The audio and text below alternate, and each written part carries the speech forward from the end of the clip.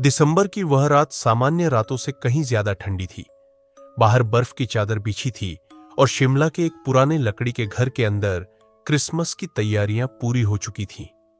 8 साल का आर्यन अपने बिस्तर पर लेटा छत को निहार रहा था। उसके पिता शेखर ने अभी कुछ देर पहले ही उसे सुलाया था और वादा किया था कि अगर वह जल्दी सो गया तो सांता क्लॉज उसके लिए सबसे बेहतरीन तोहफा लाएंगे। लेकिन नींद आर्यन की आंखों से कोसों दूर थी। रात के ठीक 12 बजे उसे नीचे लिविंग रूम से कुछ आवाजें सुनाई दी।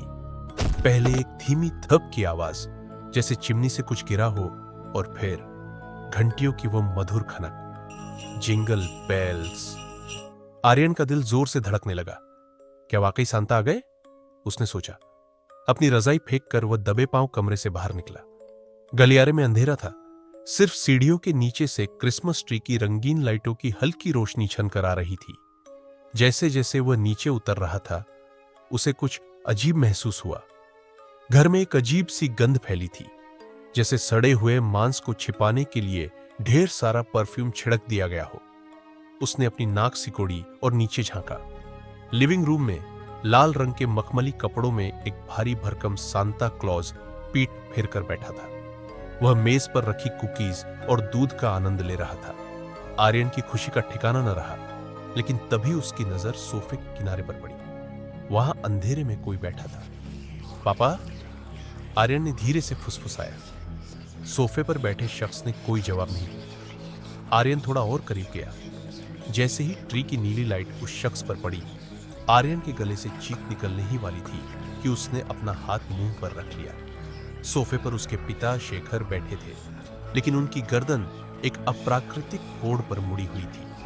उनकी आंखें फटी की फटी रह गई थी और उनके चेहरे का रंग नीला पड़ चुका था। उनके सीने के बीचों बीच एक गहरा छेद था, जैसे किसी ने वहां से कुछ बाहर निकाला हो। तभी कुकीज खा रहे सांता के हाथ रुक गए। वह धीरे धीरे पीछे मुड़ा। जैसे जैसे वह घूम रहा था, उसकी हड्डियों के खटकने की आवाज, क्रैकिंग साउंड पूरे कमरे में गूंज रही थी।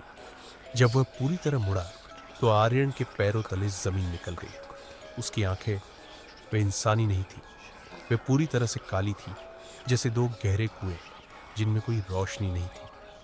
आर्यन, बेटा, तुम अभी तक सोए नहीं? उस सांता ने कहा। उसकी आवाज बिल्कुल शेखर जैसी थी, लेकिन उसमें एक अजीब सी गूंज थी, जैसे कोई गहरी गुफा से बोल रहा हो। आर्यन थर थर कांपने लगा। तब तुम कौन हो? मेरे पापा वहां मरे हुए पड़े हैं। मिमिक सांता मुस्कुराया।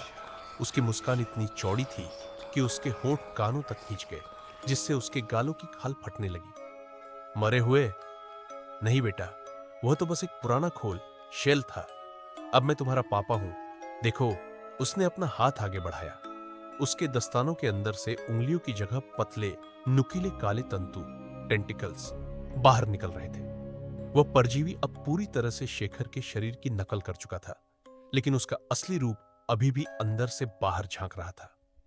मां! आर्यन जोर से चिल्लाया और रसोई की तरफ भागा। उसकी मां प्रिया रसोई के दरवाजे पर खड़ी थी। वह जड़वत होकर लिविंग रूम की तरफ देख रही थी।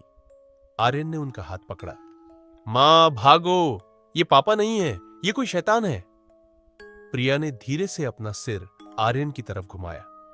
उसकी आंखों में आंसू नहीं थे, बल्कि एक अजीब सा सन्नाटा था। उसने अपनी गर्दन खुजलाई और वहां से भी वही काली खाल दिखने लगी।